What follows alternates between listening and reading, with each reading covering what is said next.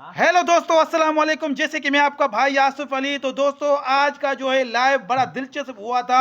आज लोगों ने जो है, खास करके भारतीय लोगों ने हमें बड़ा दिल से सपोर्ट किया था। आज जो भगोड़ी की मैं जो धुलाई कर रहा था, बहुत अच्छी तरीके की धुलाई थी। उस एपी सिंह दगड़ दल्ले की और खास करके सचिन लप्पू की, तो मैं अच्छी धुलाई करने वाला था।